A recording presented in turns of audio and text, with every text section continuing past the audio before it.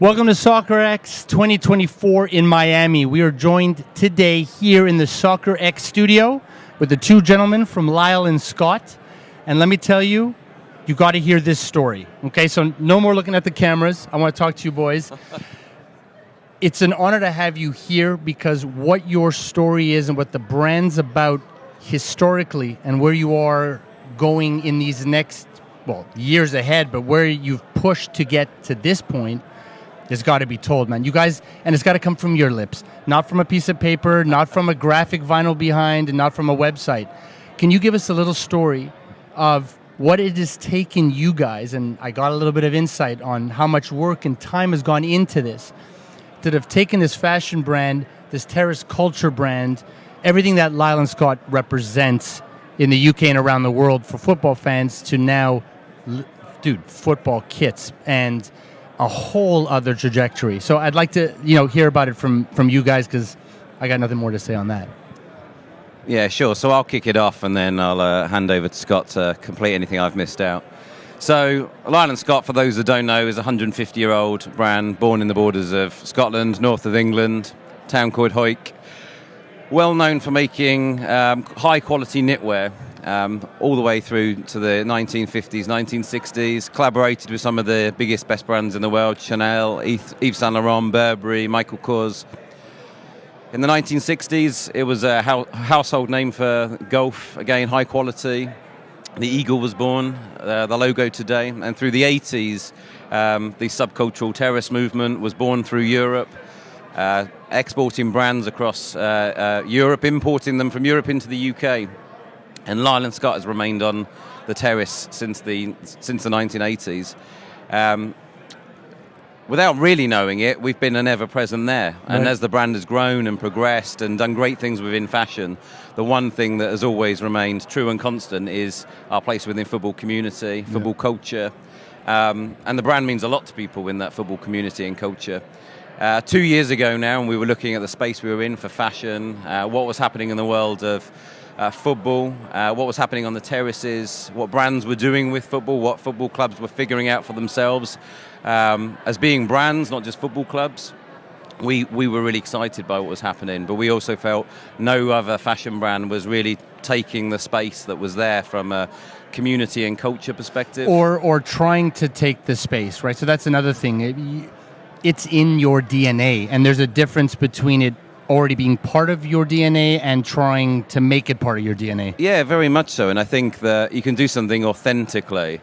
And it was a natural step for us. It wasn't a forced or a curation of a football culture. It was there and living and breathing. But brands or football clubs were discovering this journey themselves. And there's a new audience of football fans coming through. And an exciting generation that are excited by football and fashion and arts, and you've got a digital age. Yeah. And we saw an opportunity to get involved and really use our expertise as a fashion brand to reimagine football kits, what they stood for, what it stood for at grassroots level, give people not only the dignity of having a great kit, but that memory of when you're a kid and you look back and you remember your team and your jersey and playing with your mates and winning and losing. Yeah. It was easy to actually start off with, let's do paid sponsors and players. The hardest thing to do is let's ignore all that and go to the community. Let's go to the culture and work its way up. Because it's more organic. It's more true. So the technical aspect. I wanted to ask you about that because I think that's important too to the value of the garment itself. There's a lot of work going into the technical aspect, right? Yeah. It's easy to make a garment. If you know how to make a garment, a lot of football shirts can be mass-produced, cheap polyester. Right. But we didn't want to do that. Our expertise, like our 150-year heritage, is making high-quality garments. Don't cheap out now. Don't cheap out now. You're going into football. Right. Take your expertise and make something high quality, but take your expertise in fashion and culture. And Lyle and Scott, although we're known on the terraces, we've got UK movements in grime, in indie music. We've got actors all over. And it's your way past, yeah. So the exciting thing is if you fuse all those things together and you look at how culture has evolved, and you've got hip hop stars want to be footballers or NBA players, and NBA and soccer players want to be musicians, and you start fusing culture and you start making soccer jerseys or football jerseys you make them fashion pieces and statement pieces, Yeah. and then you bring personality to the club and to the community. And really, that's what we set out to do: is give football something different, give something that's not mass-produced, high volume, no thought, but curation and community and culture. Anything you want to add? I see Scott smiling. You've not left me with loads to say, but I think the thing that makes us unique and makes us a 150-year-old brand that might go for another 150 years or longer is we've always been innovators, we've always relied on communities, we've always had a mentality that we want to challenge with the norm, we want to challenge what other people are doing. If we're just pumping out the same stuff as every other brand, we don't cut through the noise, we don't do anything that's different, we don't make a difference really. No. We're just doing the same thing, it's repeated, it's not exciting. And then your Lyle and Scott fan might support it, but they're supporting it because of the brand and its history with themselves, but it's not the genuine support for the longevity of it. Exactly, and we will always need more customers, we always want to grow as a brand, we want new markets, we want new territories. Yeah. It's partly why we're here today, is we're looking at the US and Asia as big expansion opportunities. We've got things beyond football that will take us there, but football has 4 billion, 5 billion, 6 billion fans, players all over the world. Right. It gives us an opportunity. And continuously growing, right? Totally, and it's an opportunity to talk to people about more than just fashion or more than just music, which is subjective, has trends. Football's here and it's here forever, and it's not changed for the last 150 years. It's not changed with us.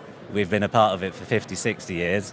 Let's keep the good times going with it. What do you hope people are going to get from this? Because I mean, you're doing launches in pockets around the world in different locations with certain. I'm not going to use the word influencer because that's not wrong. Just people that are curating in those cities and those locations to help get this message out and further that. What are you hoping everybody's going to get from, other than authenticity, which you guys have made dramatically clear on? This is one of the most important things, which is again clear from anybody who's at Soccerex and who really follows the brand. But what else are you hoping that people are going to grab from this new push towards literally technical football shirts, fashion or not? It's still a football shirt. I mean, you can still play on the weekend in it, right? You're not wearing the Lyle sweater on the pitch, or you might if it's freezing. But you know what I'm saying? Yeah, I think. As Scott said, we've come here to exhibit because we want to grow the brand and the business. And we came here not really knowing what to expect, being a fashion brand coming into the football space. But the thing we want to bring as that brand going into that space is that people leave feeling we're doing something different, that you know what you're going to get from the household brand names. And whilst they're going to push and do something different because it's an ever-changing sport and the culture moves, I think that people want something new and they want something different and they want something authentic, they want something that resonates with their culture and community. So if they're going to get anything from us, it's not just that we're long-standing traditionalists, it's that we'll push the boundary and we'll champion their community. And when we say we mean equality, we genuinely mean it. Right. We're not saying it because which is nice and refreshing because it's very easy to use those words. It is. Marketing talk can be cheap. You can say, equality, but it's $180 for a T-shirt. And you think, well, what are you talking about, man? But I think we're coming out here and saying we want to give people, all people, access to the game and celebrate the game. And I think people forget. We're two Brits.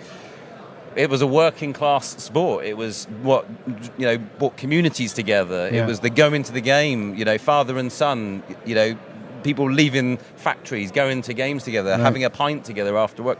And now there's lots of glitz and glam and money in the game. But at the center of the game is core community. Yeah. It's bringing people together. But it's evolved. It's not as simple as, just finishing and going to the pub now. It's about how do you get people to come out of the comfort of their own home where they have a lot of things in life. And that's where it's bringing other fusions together. It's pulling in music and arts and other cultural values. And finding things that resonate with them. So I want people to leave, if they didn't know Lyle and Scott, but they leave feeling there's a brand there that's doing something different and exciting. It blew my mind, honestly. And Scott, did you want to mention anything on top of that? Yeah, I think so. I think through giving football kits to teams all over the world, it's maybe taken a bit of the purist of football fan out of me and made me see that a pitch can be anything, it can be beautiful anywhere in the world, and we've got teams in Kenya, teams in the US, teams in Asia. They're all playing football. It's the same sport. It might look a little bit different. It might be, sandy pitches. It might be grassy pitches, concrete pitches. But really, they're all getting together to play the sport that we love, that we all know, wherever they are, and we're supporting more people doing it. And I think that's it's not necessarily directly about selling more products. It's about growing a brand and growing a community of footballers all over the world. I think that's the perfect way to wrap it up. So Scott, Lewis, thank you so much for being here and taking a few minutes to talk with myself and Soccerex. And I hope everybody enjoys what you're discussing and presenting, because it is authentic. Again, thank you very. I'm telling you this, man. This isn't an act. Like we love it. We love it. Juiced up. It's so cool. We love your enthusiasm. No, but we feel so it. special. We feel the passion, and we're happy to be here. Delighted we've come, and look forward to the next steps in journey. It's in the forefront. You guys you're ahead, as far as I'm concerned. Anyways, thanks again for joining us in Miami. Thank you very much. Pleasure. Cheers.